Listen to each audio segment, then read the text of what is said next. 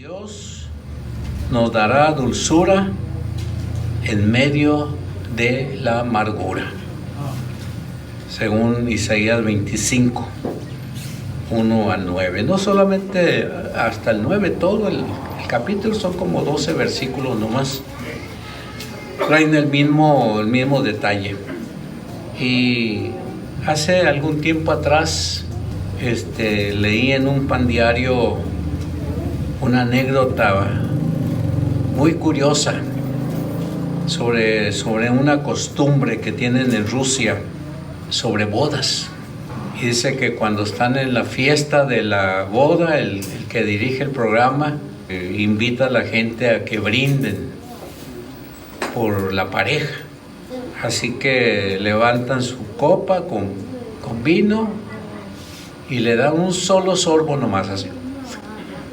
Y la dejan ahí en la mesa y empiezan a decir una palabra en ruso que significa amargo. Le sorben, lo depositan y todos a una sola voz dicen amargo, amargo.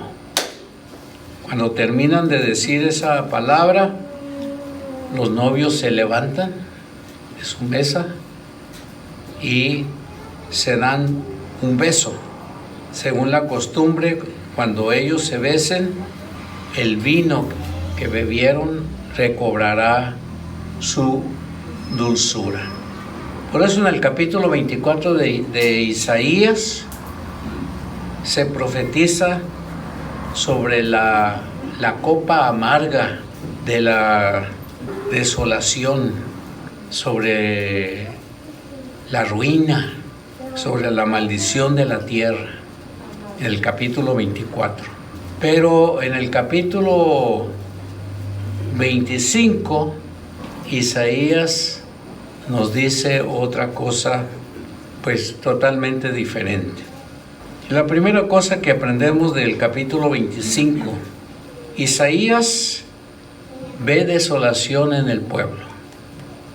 No hay que olvidar que el pueblo de Israel ha desobedecido a Dios y constantemente Dios los está reprendiendo porque es su pueblo. Entonces no los deja que pasen ni un momento a gusto, les recuerda su situación, pero aun cuando las cosas están difíciles, Isaías nos dice que en medio de esta ruina, en esta desolación, en medio de esta amargura, debemos alabar a Dios. Dice el versículo: oh Jehová, tú eres mi Dios, te exaltaré, alabaré tu nombre, porque has hecho maravillas. Desde antaño tus designios son fieles y verdaderos. Tú has convertido la ciudad en montón de escombros, la ciudad fortificada en ruinas. La ciudadela de los arrogantes has trastornado, nunca más será reedificada. Y ciertamente muchas veces las cosas no nos salen bien, aunque a veces las planeemos. Y cuando las cosas no nos salen bien, nos desesperamos y lamentamos nuestra situación. Hasta molestos estamos porque nos estén ocurriendo todas esas cosas y no nos hemos dado cuenta que a lo mejor en alguna ocasión hemos desobedecido a Dios y Dios tiene que reprendernos, tiene que llamarnos la atención. A lo mejor estamos muy contentos después de haber desobedecido a Dios y después de haber hecho cosas que a Dios le desagradan, sentirnos como que no ha pasado nada, como que somos las personas más lindas del universo y Dios no tiene por qué castigarnos porque somos buenas personas. Pero Isaías, él reconocía que la situación en la que estaba Israel era grave. Su pecado lo tiene presente, y quizás a Isaías le han llegado esas palabras del Señor cuando dice que el pecado que no es confesado trae consigo graves consecuencias.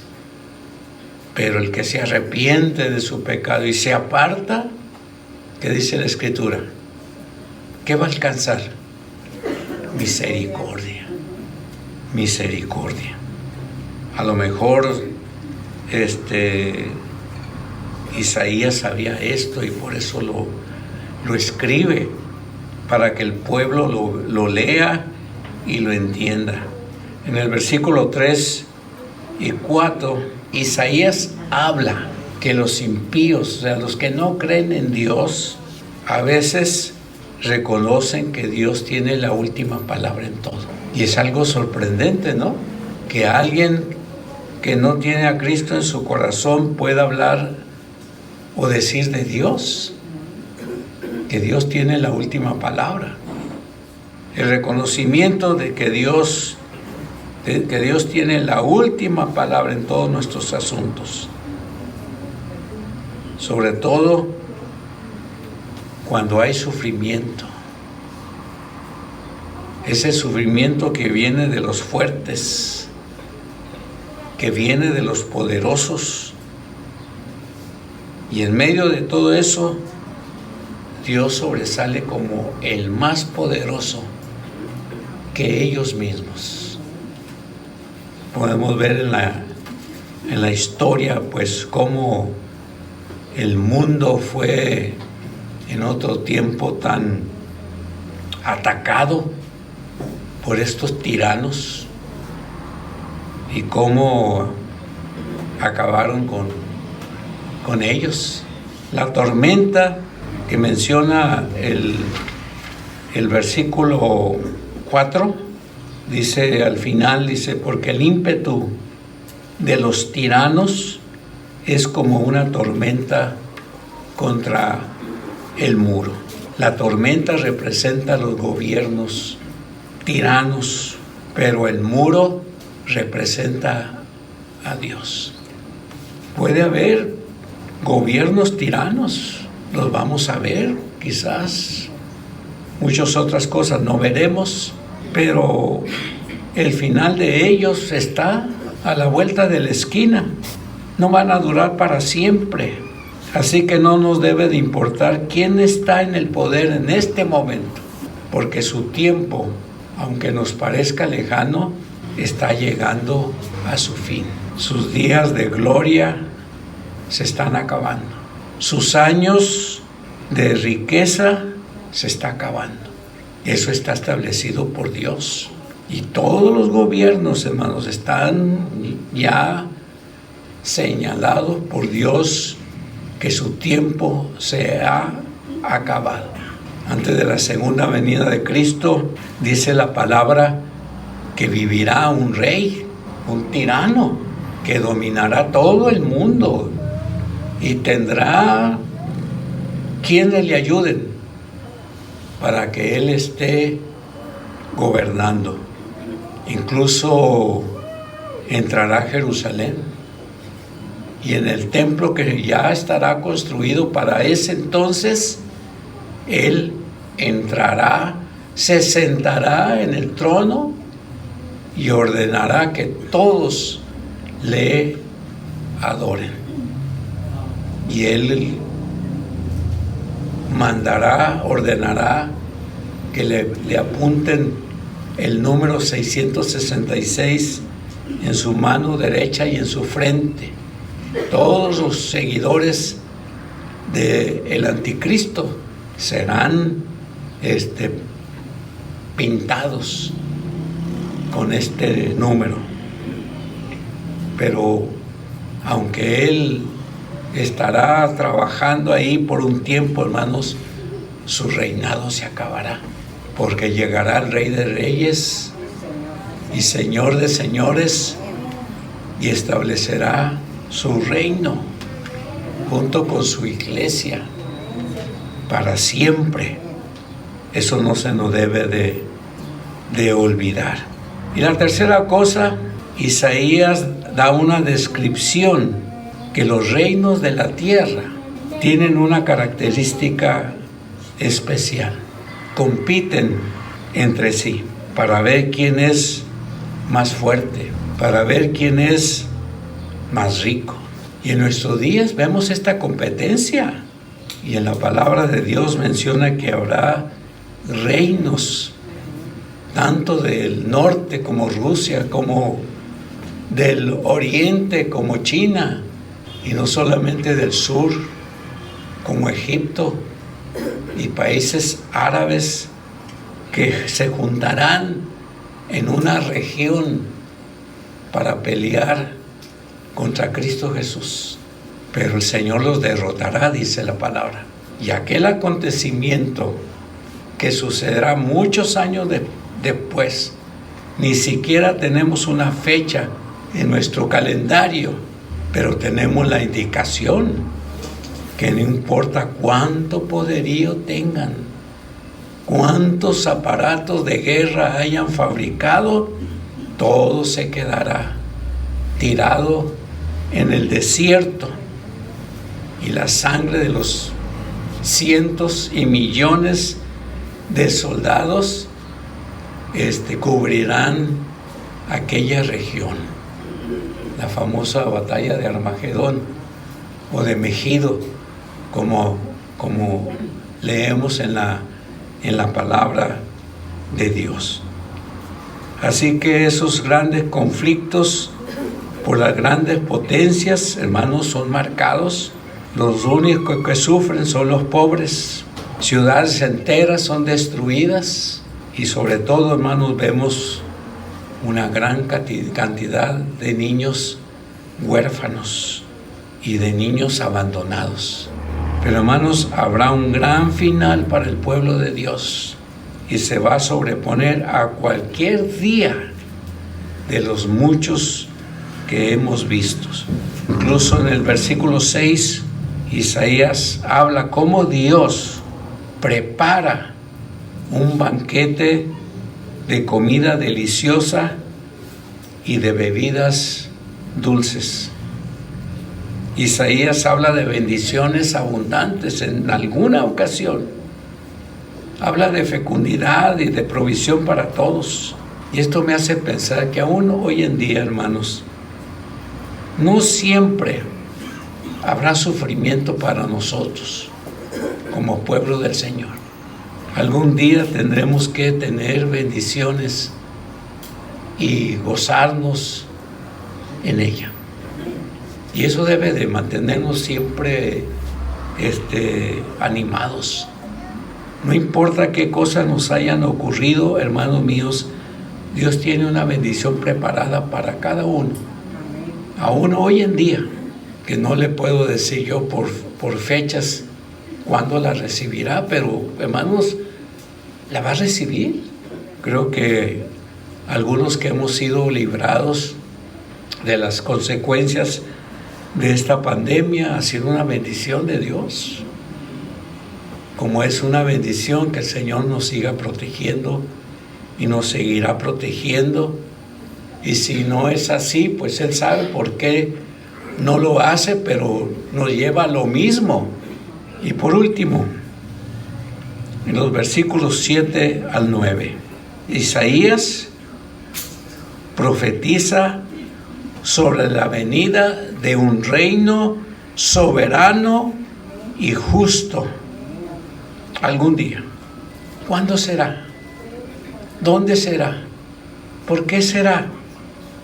Hermanos, nos estamos refiriendo a aquel día cuando el Señor venga en su gloria y recoja los suyos, recoja su iglesia como su esposa para estar con ella para siempre. Esa sí es una gran promesa, hermanos. Ciertamente ahorita no vemos a Dios con estos ojos terrenales que tenemos, pero sí sabemos en nuestro corazón que Dios existe, que Dios es real, porque cada vez que leo la palabra, la leo considerando que es palabra de Dios, y lo que Dios me dice en ella me levanta, me da paz, me da tranquilidad, me da guía, me da respuesta para muchas interrogantes. Otras a lo mejor no las vamos a recibir, pero estamos contentos con la respuesta de Dios, aun cuando ésta sea negativa. Así que este reino futuro va a ocurrir y será un reino justo. Ese día será en el que el Señor se va a mostrar como lo que es, como un rey soberano y justo, donde la muerte, según 1 Corintios 15, no hará más de las suyas. El apóstol Pablo pregunta: ¿dónde está, oh muerte, tu aguijón? ¿Dónde, oh sepulcro, tu victoria? En aquel día que el Señor se muestre como Rey soberano, nuestras lágrimas, tantas veces derramadas por la amargura y la desolación de las pruebas y los problemas que nos han ocurrido, dice la Escritura, que serán enjugadas por Dios. Nuestra tristeza será quitada, seremos consolados. De hecho, el Espíritu Santo es el trabajo que hace, porque Él es el consolador y Él es el que nos mantiene siempre firmes y fieles. En aquel día que el Señor se manifieste como Rey soberano, la desgracia no traerá más dolor a sus hijos. Ahorita nos duele, y nos duele nuestras familias que están pasando por problemas, pero el Señor dice que lo que Él ofrece será mejor que cualquier cosa que podamos tener. En el mismo versículo 9, Isaías señala que aquel en quien confiaron, o aquel en que hemos nosotros confiado, traerá salvación y va a transformar nuestra copa amarga en algo dulce. Dice el versículo: se dirá en aquel día: he aquí, este es nuestro Dios. Léanlo conmigo, esa última parte. Bueno, desde se dirá, todos juntos. Se dirá en aquel día: he aquí, este es nuestro Dios. En Él hemos esperado y Él nos salvará. Este es Jehová. En Él hemos esperado. Gocémonos y alegrémonos en su salvación. Fíjense, hermano, qué invitación, ¿no? Qué invitación nos hace Isaías. Y termino diciendo, un día leí un comentario respecto a este mismo pasaje, y el comentario dice que un día estaremos juntos con Jesús en las bodas del Cordero, cuando Él dé la bienvenida a su esposa, o sea, la iglesia, en su mansión.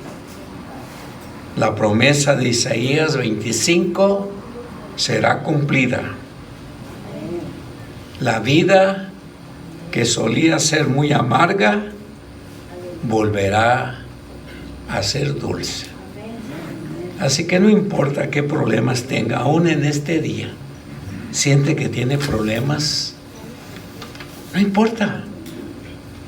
Un día ya no tendremos todas estas cosas que hoy nos agobian. Un día estaremos en la presencia del Señor y esto nos debe de alegrar. El Señor lo dice, para que donde yo estoy, vosotros también estéis. Eso lo dice el Señor. Y tenemos que creerlo, tenemos que divulgarlo, tenemos que proclamarlo. Que sí, hoy tenemos problemas y hoy sí esta pandemia nos ha causado muchos dolores de cabeza, pero un día todo esto acabará y solamente nos quedará la eternidad. Pero no estaremos solos, estaremos con el Señor para siempre. Señor, en este día tan especial, estamos aquí en tu casa reunidos, creyendo que un día disfrutaremos de un reino de paz, porque quien lo dirige serás tú, como Rey soberano y justo. Así que ayúdanos, Señor, para sobreponernos a tantas y tantas situaciones amargas en las que hemos estado. Rogamos por aquellos que padecen, sobre todo nuestros familiares que están en su lecho de dolor ahorita recobrando la salud por estas cosas que les han ocurrido. También te pedimos por este gran número de creyentes en todo el mundo que también padecen y sufren porque son perseguidos por su fe en Jesucristo.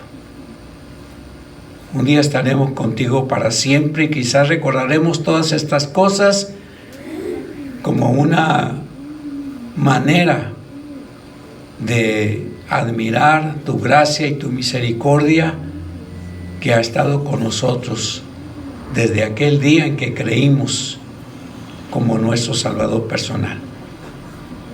Así que si hubiese enfermos aún en este momento aquí entre nosotros, pues Señor, toca sus cuerpos, y si es tu voluntad sanarlos, pues Señor, te rogamos que así sea.